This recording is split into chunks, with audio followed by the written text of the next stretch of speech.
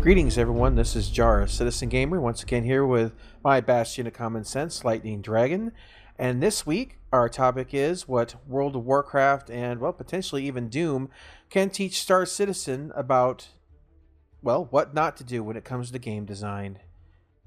For starters, I'd like to talk about this week, one of the things that came up in Star Citizen news is that there's now a second test server. You have the live alpha, you had the persistent test universe, and now you have another test server, which are only inviting a very select few that have the most tickets in or the most bug reports in to the system. Cough, bullshit, cough, sorry. Something was in my throat. Oh, indeed. Was it now? Was it? Well, give me your thoughts on that. Well, I mean, I haven't really submitted any bug reports, but I know you have. For a while, that's all you did. It's like, oh, I found a bug report. Oh, I found a bug report. And out of the last 2 or 3 little open alpha things, you have never been invited into the thing. So I think it's a popularity contest, and I think that's bullshit. And I know you agree with me. So Yeah, I'm that's a basically possibility. just repeating what you think. Yeah, I mean, I after the last several ones, where I was pushing it well into the 60s, and I still hadn't even gotten an invite, and I had several people that had that I talked to that were in. It's like, yeah, I submitted one bug report. I'm like, how the hell did you get in? I got like 65 or something like that. How did you get in? So yeah, it's just kind of how it rolls sometimes. But anyway, so I don't know what the requirements are of that or how that's going to work. But you know, they're basically wanting them to test the builds they make on a daily basis. Not stuff that goes up anything close to official. They want them to find all the breaking bugs as quick as possible. So there must be a lot of extra pressure as you're getting close to Squadron 42 release and whatnot. And with 2.4 being right around the horizon, which they've stated is really going to be the biggest release since 2.0. So, but details, they aren't out yet. I guess we'll have to see what that means. Let's hope to get rid of IM mode. Yes, I'm definitely for that. So this week later on, I am going to be actually doing a review on Evokron Mercenary, or Legacy, I should say. I keep saying Mercenary. It was the original game, but it's Evokron Legacy. And I probably put like 15, 20 hours into it now. I even played a little online here with Lightning. I did pick him up a copy because that's just how I roll.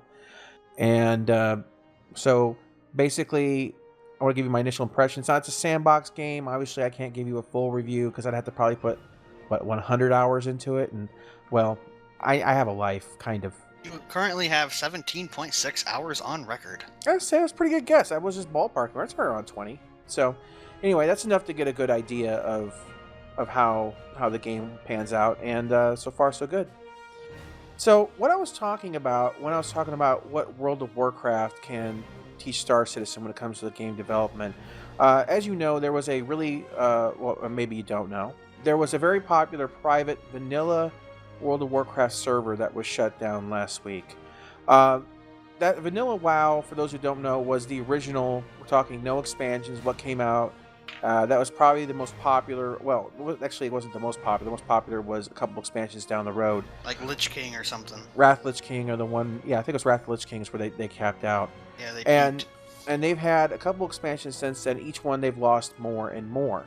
But so a bunch of players got together and said, let's rebuild World of Warcraft to its glory days. Let's go ahead and make our own private server. And there was over 800,000 accounts posted in there and over 150,000 active players. And Blizzard came in and shut them down. And this wasn't a profit server. People did support them, but it wasn't for money. It wasn't about making a profit. It was about just playing the game that they love. And the reason this happened, and you can go back to I think it was a BlizzCon a while ago or whatnot. One of the people in the audience had asked. This is just an example. It's not the first time it's been asked, but it's probably the most well known. He asked the developers, "Are you ever going to release a vanilla server so that those of us who want to play that can go back and enjoy that?" And he said to them, just flat out told them, "No, you don't want that. You don't know what you want, but we know you don't want that." Yeah, I mean, wow. I mean, that's that. When the last 2 expansions have become progressively worse and are absolutely a joke, and people actually just despise them, and you've lost about 6 million subs That's more subs than multiple games ever see. Maybe you should sit back and listen to what your players are saying. And it's like if I had a really nice sandwich shop and everyone loved my sandwiches, and I decided it just needed a little bit more, so I was going to start spitting in every sandwich. And some guy said, "Dude, you've got great sandwiches, but could you please go back to the days where you didn't spit in my sandwich?" And I go, "No, you don't know what you want. This is for the best. Really, you'll like it." And you just keep spitting in sandwiches, and you wonder why no one's coming into the shop anymore. There might be a reason for that. Maybe you should stop spitting in the sandwiches. So the most current expansions of WoW are basically there's a lot of interactivity with Facebook, and they've really turned it into this weird hybrid. Oh gosh, there's base building now. I remember that. It's like a lot you can of build your own base.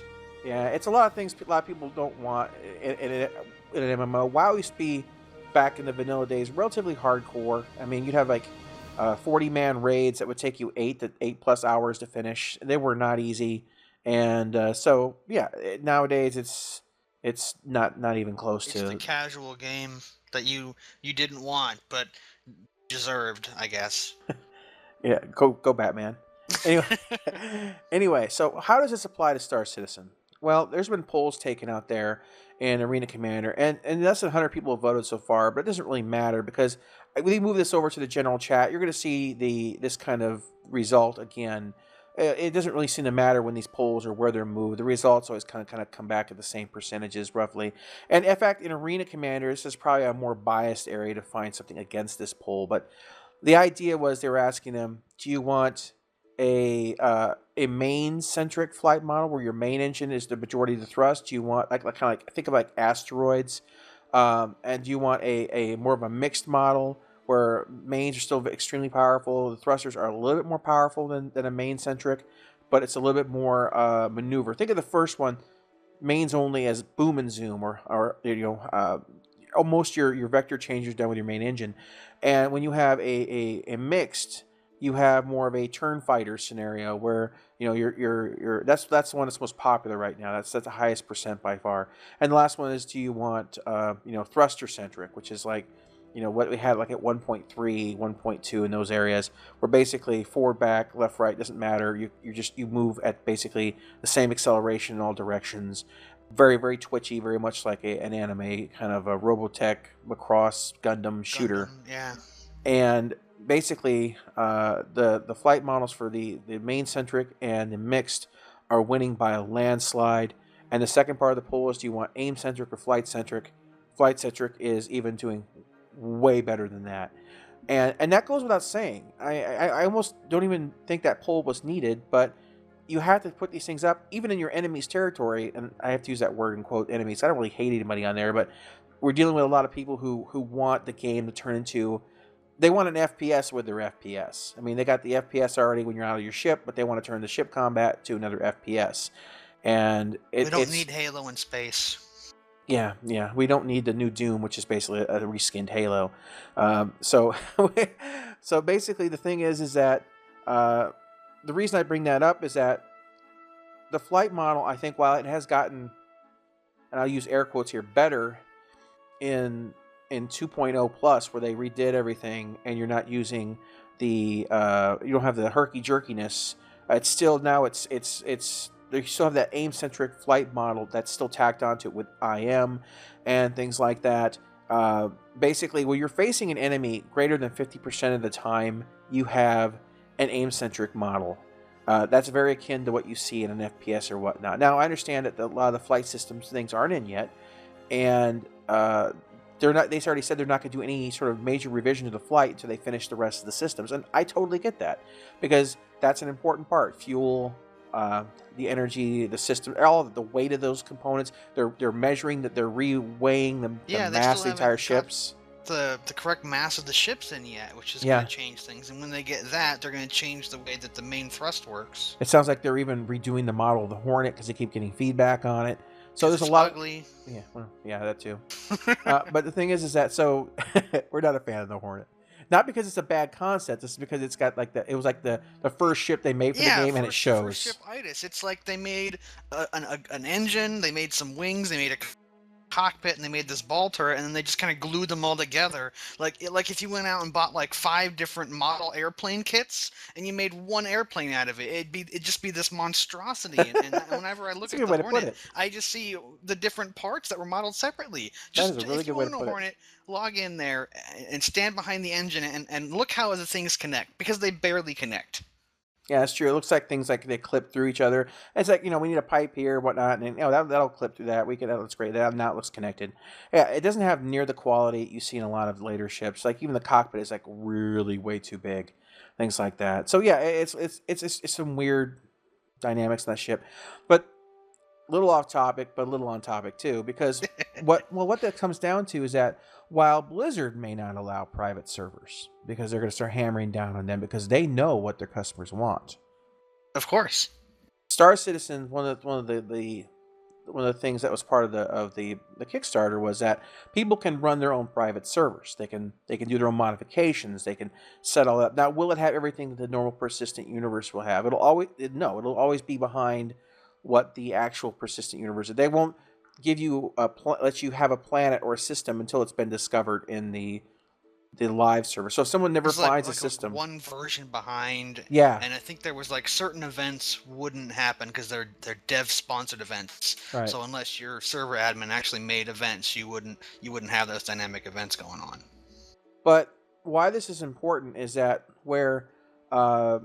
if the flight model turns out to be less than what we want, don't feel bad. The whole thing is that you have pledged for something that is the development of, think of it like a baseline, and you've got modders out there who are going to come along, and you're going to find that private server that's going to blow you away. It's going to have the flight model, and if people really start to like that, and they start migrating over, and the devs have already said that there's something that someone makes on a private server that's liked, they may incorporate it in their game. So, but if they don't follow those promises, since private servers have already been said to be very much allowed, very much legal, you could end up seeing people drifting away from Star Citizen directly, like their main servers. Main server, because like for example, if IM mode stays around, we just have this halo with the spaceship body armor around you, and a private server comes out and says, "Nah, we're doing this atmospheric with thrusters, basically flight model." I guarantee you, 50% to 70% of the populace on the main server will leave to go to the private server, because that's what most of the people want. They don't want an FPS with a spaceship for body armor. And your percentages is pretty correct, because the poll even we had,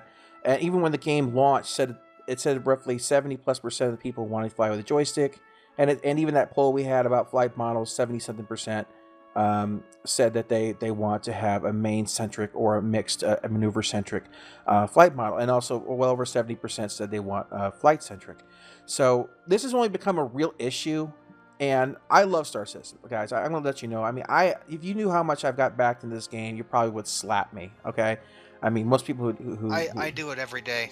He verbally, he's too far away to do otherwise. The point is that I have a lot of this game, so don't think I'm like cutting down on it. I loved so many of Chris Roberts' games. I played games that were Chris Roberts. I didn't know were Chris Roberts, and I loved them. I found out later that he was part of them. And the thing is that I have a lot of faith in what's going on. But the thing is that right now we don't have any developers actually who have flight sim experience developing the flight model. We have Pritchett, who is who's basically a physicist. He's deciding the physics of the flight model. But the interface, the controls, and things like that, those should be handled by someone who's got experience. So the virtual stick in the game for the mouse is the worst that I've seen in any game in the last 20 years. The UI, you need to put either UI a is very screen bad. capture or a couple minutes of Evo Chan up here, because I mean I have only played it for about 4 hours, but I mean automatically I can tell everything that's on the UI. It's clean, it's flat, I can see everything I'm doing, and in 4 hours I already know what the HUD and UI looks like and what it's trying to tell me. Oh, yeah. I still couldn't tell you what the Star Citizen one's supposed to be telling you. Well, we covered that all in the last podcast, and if they're interested, then go back and check that one out. But Oh absolutely, yeah, but ugh. I mean, yeah, the UI is really unwieldy. There's just a lot of things that really have to be cleaned up. And yes, I know it's alpha. I got that. That's always the thing, is people always say it's alpha, but you should point this out as a tester. You need to point this out. You have to have uh, the voice. Otherwise, what are you going to say? Well, it's just beta. Oh, it's just 2 days before release. This sucks. I mean, at what point does that stop becoming an excuse? You have to just come out and let them know, hey, you're doing this wrong. And I'm not, and I said, I'm not trying to be negative. I have a lot of faith in this, and I have a lot of faith in the modders out in the community if the main project isn't up to my satisfaction. So the community in Star Citizen is some of the most amazing, intelligent, well thought out people I have ever read. And you have your trolls, of course, and things like that. But generally speaking, I could sit there all day, and which I do a lot of times, and read the forums and read some of the scientific debates and everything like that. It's awesome. It's absolutely awesome. I enjoy the hell out of it. And so, yeah, they're a good community, and I know they would make something absolutely fantastic. And so they got the FPS that's kind of out right now in the persistent universe. It's not, I mean, it's there. We don't have all the animations. We don't have things like the cover system. And, Star Marine has been put on some sort of either permanent or long-term hiatus.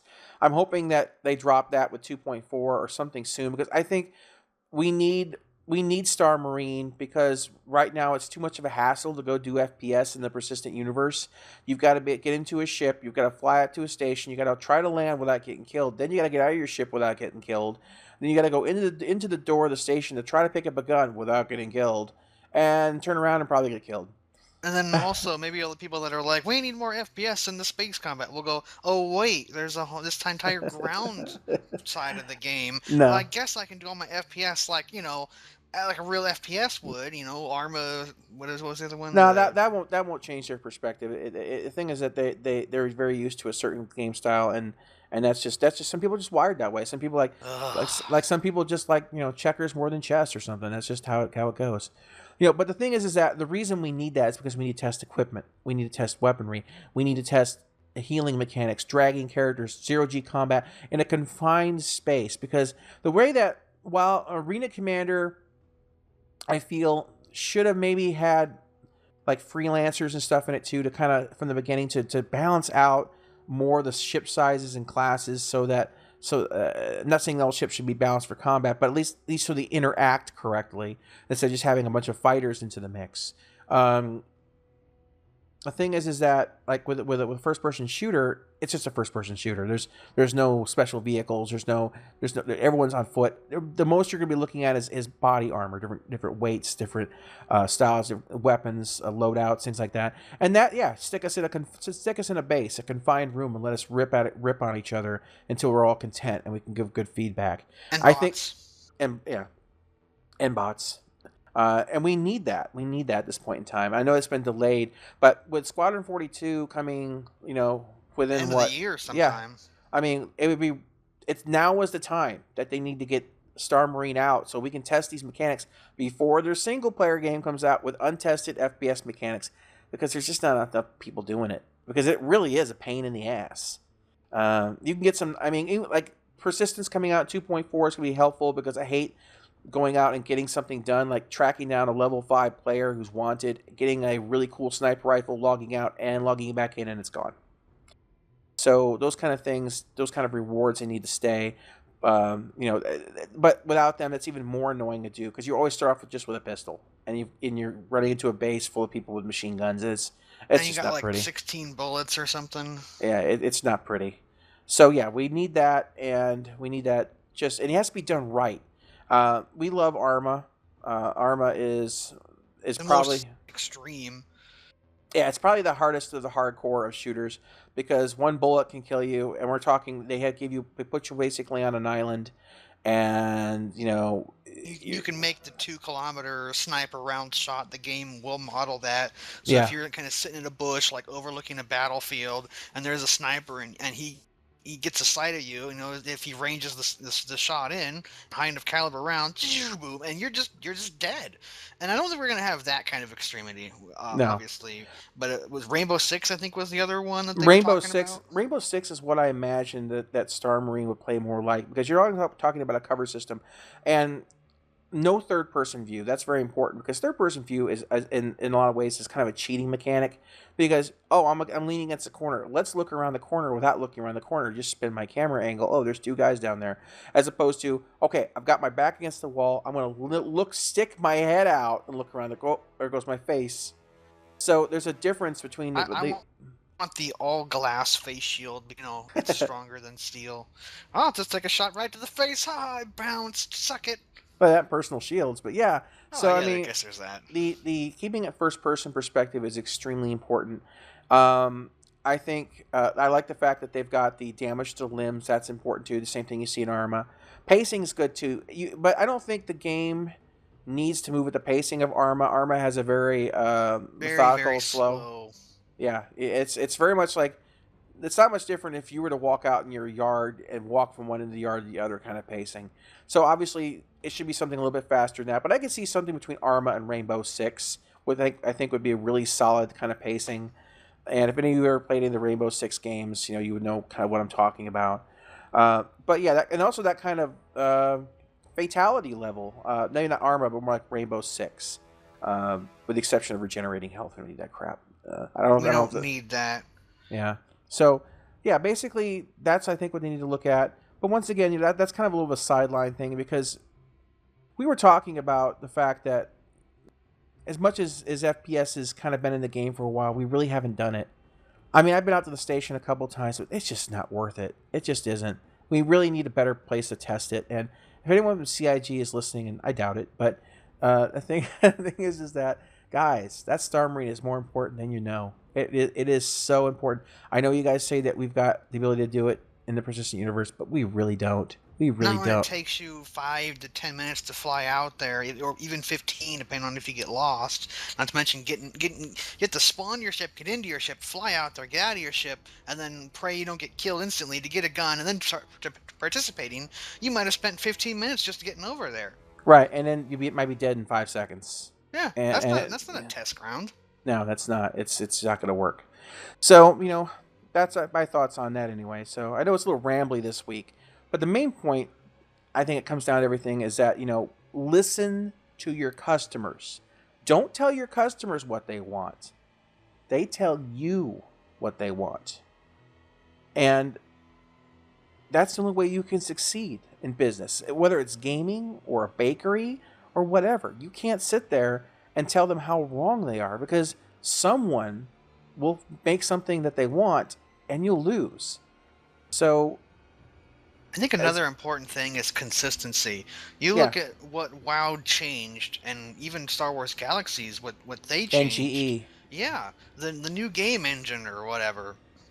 They, like in Star Wars Galaxies, I actually never really got to play it, because when I went out and bought it, I didn't have the freaking code to play for the first month free. So it's like, oh, great. Well, I guess I wasted money on this, and I never really thought about, like, subscribing for $15 or whatever to play it, because I had bought a game that didn't get me the free time.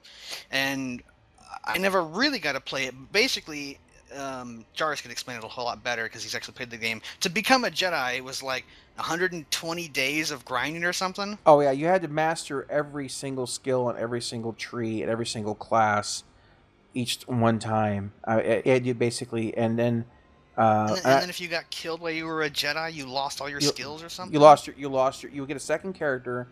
Character became a Jedi. Was a Jedi. If your Jedi died, you would lose your Jedi. Yeah, so that was like the extreme hardest of hardcore, and I'm not a super insane hardcore player. I mean, I like games that have a difficulty to a certain degree, but games that are just hard for the sake of being hard, and I'm not talking about like Dark Souls, because that's not like hard really. It's just like persistence. Can I bring that up real quick? What's going on now? You said the magic word. You said Dark Souls. No. Guys, there's something that when it comes down to this that I think I also have to bring back up from the halls of memory. When asked about the difficulty that Chris Roberts intended for Star Citizen, he said, think of Dark Souls. do we have anything like that right now that's even close to that level of difficulty? I'm not seeing it. Dark Souls is more of a game about trial and error and learning what works and what doesn't. But very fatal. It can be yes, a simple mistake. It's very punishing. If you do something stupid, you're gonna notice it. Right. And if you do too many stupid things, you're dead. I mean, you might screw up one time in a boss fight, and you're like, "Oh, whew, wow, that was close." But as I said, you screw up again, and you die. Yeah, I mean that's the nature of it. That's what people love as a challenging game. They love a game that says if you're a smart player, you'll rock. If you do something stupid, you'll die. But once again, the point I'm trying to make with that is that obviously with all the systems and stuff not being in place, there's still stuff we haven't seen. But the game's difficulty doesn't necessarily mean how badass the enemies are. Difficulty can come from complexity of systems.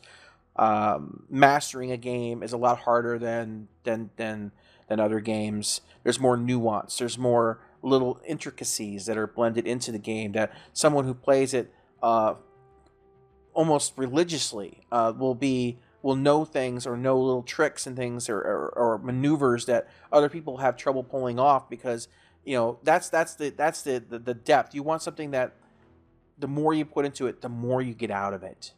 And if a game is simplified, everyone kind of hits a cap at the same point. It kind of becomes a who shoots first scenario, and that's Han. So Han always shoots first. Anyway, guys, this is one of the things with BlastCast or with anything with this channel is this is an active discussion, and I'm really curious about knowing how you guys feel about the current flight model, how you feel about the combat, how you feel about waiting for the FPS or the Star Marine, all of this. Let me know down below. Just give me just throw in a sentence. You like something, you don't like something. I'm curious to kind of get a census of what you guys are thinking, and feel free to add to the discussion. I try to reply to everybody when I can. Sometimes I'm at work and I have to wait like 8 hours, but I do try. And other than that, I mean, this is a great community, and the people who subscribe to this channel, I want you guys to stay involved. You're always welcome to send me a message on Twitter. You're always welcome to leave me a message down below, or just contact me directly through YouTube. But feel free to go ahead and pass this video around, or the other ones before it too. That anything you think that comes up that has questions about systems, anything you think that's relevant, helps the channel grow. And I really appreciate everything you guys have been contributing to it. I've been getting some good suggestions, and that's why I'm doing a review of Evocron, or Evo-chan, as Lightning would like to say. It's just easier to say. I know it is. It's got a CHR. What the? It's Chrono. It's not even Chrono Trigger or something. I mean, what? Yeah. Well, the point is, Weird. I'm doing the review because someone requested it, and so that's the kind of things I like to do. And I put 17, as he said, 17 and a half hours into playing a game I just bought because someone wanted a review of it. So I'm happy to do it, I'm glad to do it. So anyway, this is Jarus, and of course Lightning Dragon. We'll catch you for next week's BlastCast. Leave us your thoughts below. I'd love to hear them. And we'll catch you later. Bye-bye.